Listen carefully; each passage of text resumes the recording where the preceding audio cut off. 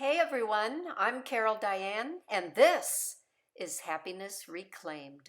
You were born for the pursuit of happiness, which means rising toward your potential, mentally, physically, and spiritually, living a life of love with deep meaning and purpose. We're leaving behind the emotional stress, bad health, and empty spirituality of today to practice powerful life strategies in a mind, body, spirit approach to wellness. It's time to reclaim your life. Let's go. Today we're covering powerful life strategy number 1. Our first 3 strategies alone might be enough to revolutionize your life. If you actually do use them, I think it's likely you'll improve all your relationships. Your partner, your friends, your kids, co-workers, boss, every kind of relationship can benefit from these strategies. And that in turn could give you greater success, lower your stress, improve your health, and just generally make life a whole lot more fun. But that said, please remember that everything I say is for educational purposes only, and at no time am I ever telling you what to do in a specific situation. So your participation in any way with the Happiness Reclaimed organization signifies your understanding of and agreement with these terms. So with that out of the way, let's talk about our first strategy. At first, in the mind portion of the mind, body, spirit approach to wellness, we're going to talk a lot about communication, meaning the interaction between two people or in a group of people. But I want you to know that we're also simultaneously going deeper than that, because these communication strategies have the power to start healing your own emotional health and the emotional health of the people around you. In fact, I should tell you that I'm covering this one first, not because it's the most powerful, not because it's the best, but because it's simple and manageable and it can start transforming how you feel about yourself. I know when I started to use this technique, I felt like I was actually healing my own psychological wounds. Now, I said it's simple, but that doesn't mean it'll always be easy. To me, the word simple just means not composed of complex parts. But even a simple technique can be difficult in those really difficult conversations. You know the ones I mean? So, what we can do is we can learn these strategies and start practicing them in easy situations. And then once you have some success and your confidence is up, then you can take your new technique into a more difficult situation if you feel ready and if you think it's the wise thing to do. So here we go. The first powerful life strategy, which happens to be a communication technique, is use general I statements. Now, some of you may have already heard of I statements, and maybe you're thinking, really? You call that powerful? Oh, yeah, because check out these 4 payoffs or benefits of I statements. Payoff number 1, we get to gradually eliminate a lot of senseless arguing, and that can lower our stress level. Payoff number 2, if we reduce the senseless arguing, we have a better shot at happier relationships. Payoff number 3, we'll also have more influence, more persuasive power. What will you change in your life when you have more persuasive power? Payoff number 4, we'll boost our own psychological well-being and self-respect.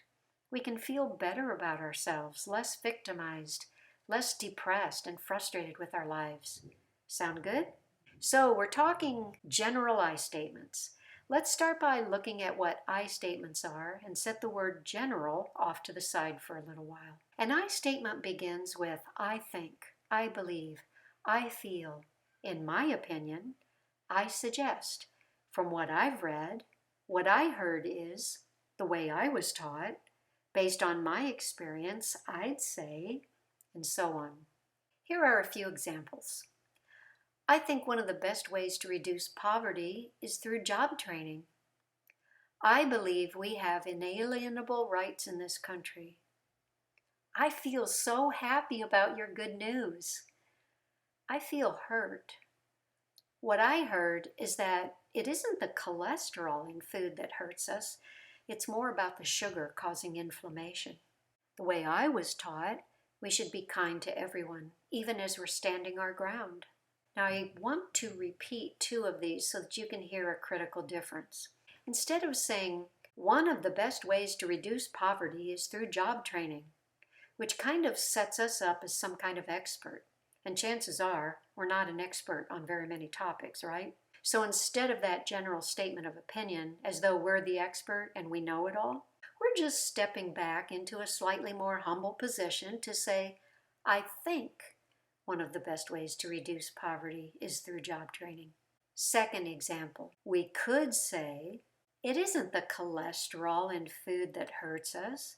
It's more about the sugar causing inflammation.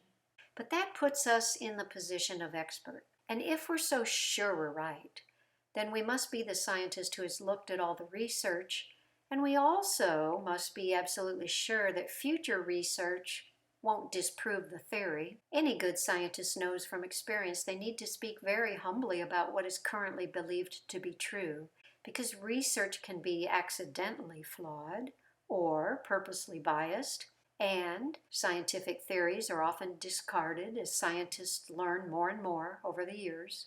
So to make a statement of fact as though we have absolute lock on truth is something we should all be wary of, in my opinion.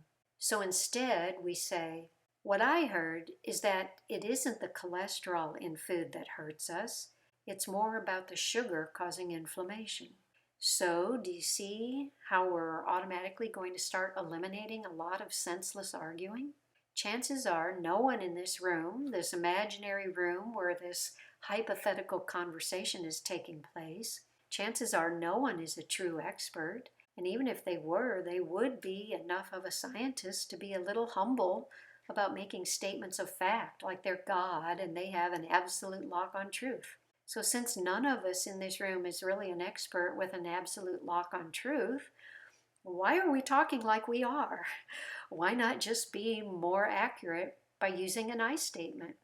I think, I feel. What I heard is, the way I was taught, and so on. What I'm suggesting is that these God-like statements from on high, as though people have a lock on absolute truth, create a lot of arguing. And if you asked them, most people would say they don't even intend to come across that way. So stepping down into an I statement quickly and easily solves that problem. Now here's an extremely important point. I guess we could call this subpoint number 1. When you use these wordings, you'll want to use them with a calm and sometimes even cheerful tone if cheerfulness is appropriate.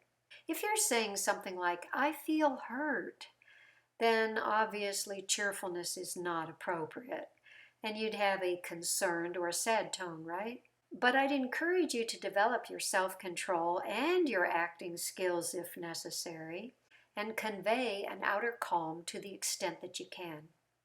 If you listen to or read a lot of my other material, you'll know that I normally advocate authenticity, but we're trying to grow ourselves from a weaker or more negative trait to a stronger, more helpful trait. Sometimes using some self-control and some acting skills can help us bridge that gap and practice getting to where we want to go, which is that place of mental strength and inner peace. Now, if you're in an extremely difficult conversation with someone, try to avoid an angry tone. I know from my own experience it's really hard to avoid sometimes. And there are times when we have every right to be super upset, but try to avoid an angry tone as much as humanly possible and opt for a sad one instead. Why? 2 reasons. Number 1, you're actually being more authentic, believe it or not. Anger is a secondary emotion, from what I've heard, and the initial emotion is sadness or pain or hurt or fear or something like that. So it's actually more authentic to feel and express the initial feeling rather than switching to the secondary emotion of anger. I can't say for sure, but I think it's possible that the instantaneous unconscious thought in our brains is, oh, I don't want to be vulnerable and show my pain, so I'll switch to anger to try to gain more power and control. But that leads us to reason number 2, which is that generally speaking, we're actually losing power when we descend into anger. I'm not saying there's never a time for anger, because I believe there's a right time for all God-given emotions. But more often than not, you'll be coming from a more powerful position if you can remain calm. Now, I realize that most people think they gain power by getting angry. But from a healthier, more enlightened view, we can maybe start to see how we're weak when we're resorting to anger. I started out as a high school teacher, and that was one of the first bits of advice I heard right up front. They told me, if you end up yelling, you've already lost the battle. And that lesson has stuck with me, though I can't say I've always won that battle in my personal life. Far from it. I used to be in a situation where I took mistreatment. I took it and took it and took it. And I finally blew up, and not only into anger, but even at times rage. But I believe, first of all, we all need to learn to see ourselves as God sees us. He sees what we went through.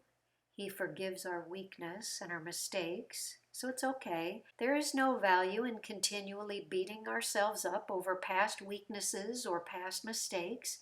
We all make mistakes. We're all human. So forgive yourself for past failings, and in the future, just keep telling yourself, stay calm, stay calm. Now, if you're not feeling calm on the inside, that's okay. Accept your feelings as they are and simply observe them, but tell yourself, I understand this person I'm talking to may be difficult. I understand my buttons are being pushed, but that is my issue. It's my battle for control of myself, and I will eventually win that battle. In the meantime, I'll do my best to show a calm, composed exterior. So, to sum up that point, try your best to stay calm and possibly even cheerful if cheerful is appropriate for that situation. Now let's move to point number 2. When we use I statements, we're establishing healthy boundaries. We're speaking only for ourselves, and we allow others to do the same. As I said earlier, that means we're stepping down from talking like we know everything. And nobody likes a know-it-all, right? But this is also a matter of healthy boundaries because we're giving up the need to control others' opinions. We're simply minding our own business, which we have a right to do, saying, I think, this is my opinion, speaking only for ourselves. And point 3, even better, from a deep psychological perspective, we're taking ownership of the way we feel, which possibly could be our issue and our issue alone. If we're saying, I feel hurt, maybe the other person is not doing anything wrong. It is theoretically possible, and I'll explain that more near the end of the broadcast. Now, for some people, the transition to this more open-minded and humble approach of just speaking for ourselves might feel like a terrifying loss of power. Some people might feel like they're relinquishing control because they're stepping down from dictating, this is how it is, stepping down into only saying, I think this is how it is. But they need to realize they're really only relinquishing the attempt at control. They don't usually have control. So they might want to ask themselves, what is my attempt to control costing me? Is it helping to destroy this relationship? And is it possible that if I relinquish control, I'm actually going to gain more respect and influence? So I'm suggesting this change in communication style does not give you less power. It actually gives you more. Because look at the 4 amazingly powerful realities that we are now going to step into. Powerful reality number 1. My opinion matters and is worth hearing all by itself. When we step down from making a general statement of fact, this is how it is, and instead we transition to using the I think at the beginning, we are simultaneously elevating the importance of our opinion. You don't have to be some kind of expert to be worth hearing. You just have to be you. That is the most fundamental idea this nation was founded upon. You, as an individual, are worthy of respect. You have a right to form an opinion that is different from others. It's called freedom. So powerful reality number 1 is you're not losing power. You're reclaiming your freedom and your individual dignity. Do you realize what a transformative idea that is for really all of us, but especially those of us who grew up in families that didn't want us to have a different opinion? If that's the case for you, as it was for me, then using I statements becomes your own form of healing psychotherapy. You might say a form of reprogramming your brain. Because every time we use an I statement, it's like we're announcing to the world, and best of all to ourselves, that we matter. Our opinion matters. And one of the best ways to change your negative beliefs about yourself is to start acting out the opposite belief. So when you use I statements, you are acting out the truth that your opinion matters. Acting as if, quote unquote, is well known in the field of psychology for its tremendous power to help you reach your goals. It's a way of using behavior to shape thoughts and feelings, to form habits in the brain, to gradually desensitize yourself against whatever is causing you discomfort. As you continue to act as if you're calm or act as if you're confident, you can gradually gain confidence from all the practice you're getting, and so you will eventually replace that discomfort or fear with relaxation and confidence as the behavior becomes more familiar to your brain. So when you are using I statements, you are acting as if you are a person of value and your opinion matters, even if you don't yet believe that, even if you've been beaten down and devalued by other people, even if you feel nervous trying to speak up. Your decision to start speaking up means you are now living out this new reality. It may take a while for your feelings and self-confidence to catch up, but you'll find it gets easier as time goes by. Now, if you're with super toxic people, it may be best just to stay away. Remember my disclaimer at the beginning.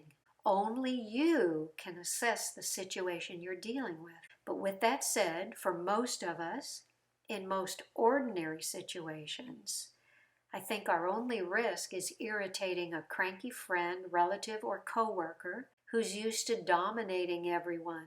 And that's where sticking to our cheerful calm pays big dividends. So once again, our first powerful new reality is our opinion matters. From a psychological perspective, getting that into our heads is huge. Powerful reality number 2. Our second powerful reality is that we're strong enough to learn from different opinions. We're not so weak that we need to control others, force them to agree with us, or silence them. We're strong. We're not afraid of hearing why they might disagree. In fact, get this, we realize that their concerns are the key to any true solution. How's that for a mind blower? Their different perspective helps us avoid the pitfalls that we can't see. So our survival at all levels, the personal relationship level, the workplace environment, the community we belong to, the state we live in, the entire nation, our survival depends on putting our heads together and working out the best solution with the fewest negative consequences. This beneficial collaboration is called synergy in some circles. I don't care what we call it, but I believe without it, divorce is more likely, business failure is more likely, social problems are more likely to remain unsolved, and so on. So I'm hoping that we can all learn synergy, which is this open-minded collaboration where we actually value the opinions of those who think differently. Synergy doesn't just eliminate arguing. It opens up a whole new exciting world where problems can be solved creatively. So reality number 2 is we're strong enough to learn from different opinions. Powerful reality number 3. The third powerful reality may be the most revolutionary and liberating of all.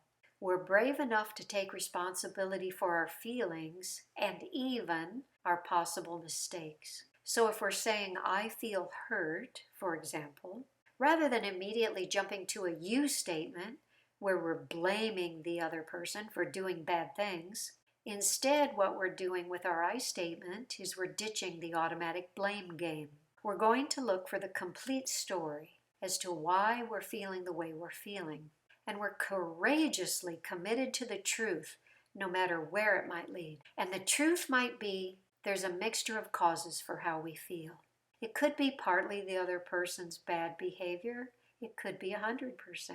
But we might also be reacting because of our own sensitivities, our own past history, maybe our own past trauma. And a lot of those things have nothing to do with the person we're talking to right now. So powerful reality number 3 is we're opening our minds to the possibility that there could be many causes for why we're feeling the way we feel at this moment. And that person in front of us might be only part of the story. So we're going to be open-minded to take responsibility for our feelings and simply say, I feel fill in the blank. I feel sad. I feel disrespected. I feel like I'm being mocked. I feel hurt. And if part of the problem is even a mistake or a fault within us, then we've just struck gold if we can figure that out, rather than mistakenly seeing the other person as 100% the cause of the problem. When you're actually eager to learn about any possible mistakes you might be making or flaws in how you're seeing the world, then no one can touch you. By that I mean you're not easily hurt by criticism from others. You actually welcome learning about your own flaws and your own contribution to the problem. That's actually good news, because that's something you can work on fixing. It's much easier to fix yourself than it is to try to fix other people, right? So this new attitude of, I actually welcome any awareness that comes to me that suggests I'm part of the problem. I am helping to create my upset feelings somehow, because now I am less vulnerable, less easily devastated by the truth, which is that I'm helping to create a problem. So this new desire to learn the full truth not only helps you get to a real solution, but it feels like a protective shield around you, and things just don't hurt you the way they used to. We are strong enough to handle the truth, and now we have this great sense of freedom because we don't fear the truth. The truth gets you to real solutions. I know all this is vague and philosophical, so let's look at some examples. If we say, I'm not feeling valued in this relationship, we are owning that as our feeling. We can choose to be temporarily open-minded as to why we feel that way. We can choose not to blame the other person at this moment. It's possible the other person's behavior is 100% the problem, but we're also open to other factors, including our own contribution. For example, maybe some past wounds within us are also contributing to our painful feelings. Theoretically, it could even be 100% our issue if we're struggling with severe insecurity. And it's hard to be objective about ourselves. So in this precise moment, all we know for sure is, this is how I'm feeling. That is actually a very strong position to take, because no one can legitimately argue with you. You feel the way you feel, and you alone know how you feel. And no one can legitimately tell you you don't feel a certain way. Now, in the beginning, when you're dealing with people who have not become savvy to this new way of communicating, they may try to argue with you because they're still hearing blame. So you'll need to educate them. You can say, I'm not blaming you right now. I'm telling you this is how I'm feeling, and that's all. I'm trying to figure this out. For those of you who like to practice mindfulness, this is your PhD level mindfulness. You're mindfully observing your own feelings and relationships. You're not rushing to blame others. You're simply observing and saying, let's figure this out. This is how I'm feeling right now. I wonder what that's about. You're becoming curious about yourself. Here's an even more common example where we can avoid blame.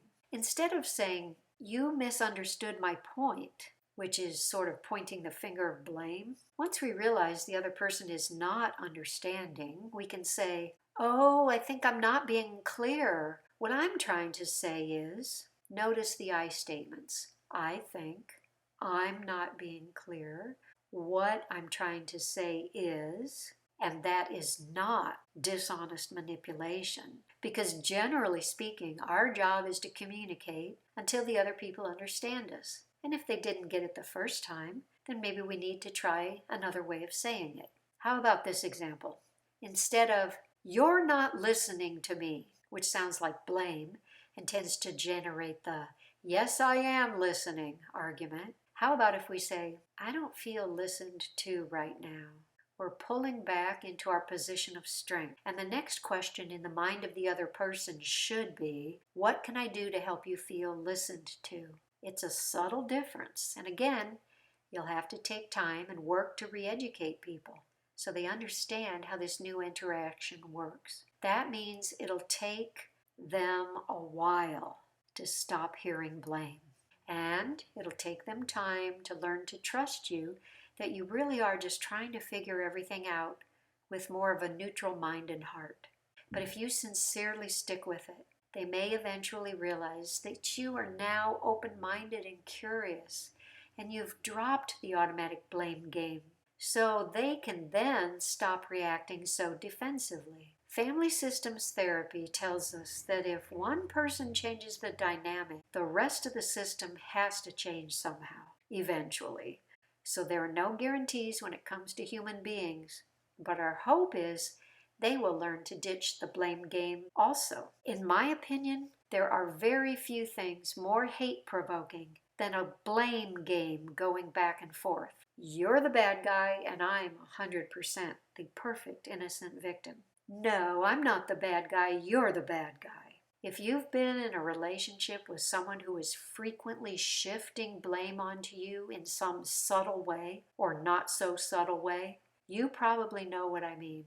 I bet I know what you're thinking right now. Yes, it's a lot of work to change deeply entrenched dynamics when you already have years of negative history, but it can be done, especially if both people are open to taking a more objective look at the interaction from up above, a more detached view of the feelings and the dynamics. So reality number 3 is, we're brave enough to own our feelings and also our possible mistakes. We're ditching the automatic blame game. And finally, the 4th powerful reality is that when we use I statements, we give up being the defeated, powerless victim. Because we have ditched the blame game, we can now be invigorated with new hope for the future. Watch how this works. "You can't talk to them" becomes, "So far, I have found it difficult to talk to them." It could be they really are stubborn and bullheaded, and maybe it is impossible. Or maybe I just haven't used a skillful approach yet. Or it could be I'm saddled with feelings of fear and inadequacy that stem from my childhood. So I subconsciously see everyone as powerful and immovable and impossible. It could be I just haven't given it enough time. It could be a combination of all 4 of those factors or other factors. Because I'm not God and I can't know perfectly all the factors involved and their exact percentages, I'll just withhold my judgment for a while, and then I'm going to own the struggle as mine. So far, I've found it difficult to talk to them. So now, rather than being this hopeless victim, I'm ready to do more analysis and figure out what could work and what's going on within my own mind. I'm not accepting defeat. I'm simply saying what's true. So far, I have found it difficult. Do you see how you're helping to destroy your own defeat and your own hopeless depression? Here are more examples. Parents don't really care. This person is making this global statement about all parents. Are they suggesting they're an expert on all parents? No, of course they're not. And I think if they can calm down and get curious about their own inner feelings, they'll come to realize they're really just expressing their sadness or disillusionment and their hurt, and our hearts go out to them. We can be empathic or empathetic or sympathetic and understand their pain. So let's change to an I statement, which is really more accurate for what's more precisely in this person's mind and heart. So the statement becomes, "I've often felt my parents don't try to understand what I'm going through." So do you see what just happened psychologically?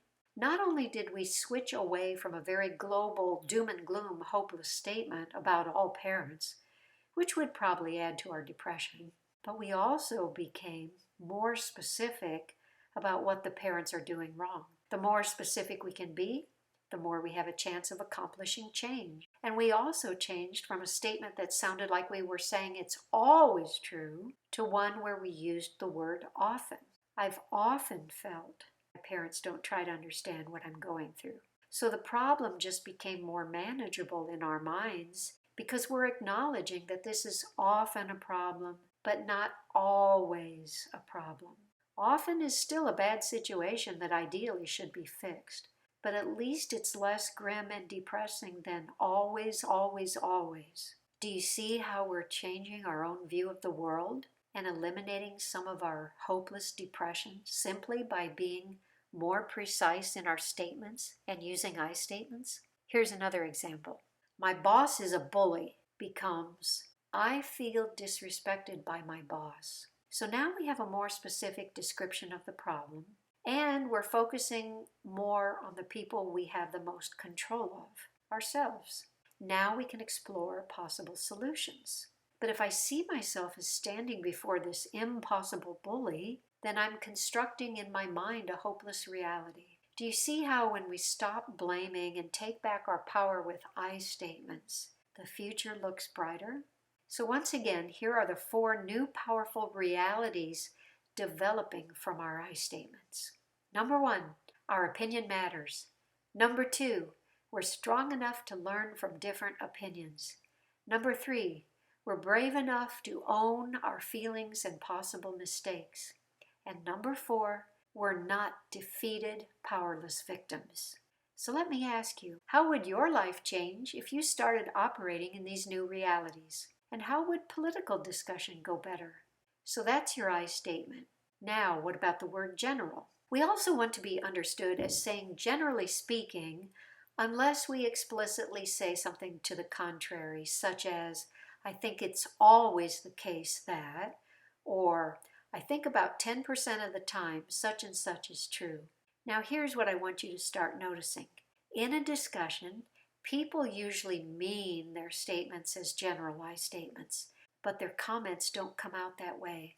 They don't bother to use the phrase, I think, so they sound like they're making an absolute statement of fact, and the listeners tend to think the word always is there. In other words, the statement sounds like the person is saying that XYZ is always true. This causes the listeners to want to argue with what sounds like a false statement because they know the statement is not always true. So to avoid that problem, we can all agree to start forming a habit of general I statements. That means we can use phrases like generally speaking, usually, oftentimes, and so on. We also agree to be reasonable about how often we expect others to use the I statement. In lengthy comments that you might make, and in my broadcasts, we understand the whole thing is opinion, right? What I'm sharing is my professional and personal opinion about what's helpful for you to know. So especially in teaching or any lengthy communication, it's not practical to start every sentence with, I think, in my opinion, I think. That would sound ridiculous. But let's all agree that's how our statements should be received. And we'll work hard to use general I statements sprinkled throughout our comments. So here's an example of a general I statement. I think, generally speaking, parents are deeply concerned about their children's welfare. Do you agree or disagree? In the next broadcast, we'll learn how to respond, and that will bring us to powerful life strategy number 2. Please like, share, and subscribe so that you don't miss a single episode, and so that others you know can hear this as well. If you have any questions at all, please contact me at happinessreclaimed.com. I'll try to answer those questions in a future broadcast. So that's it for today. Love you guys.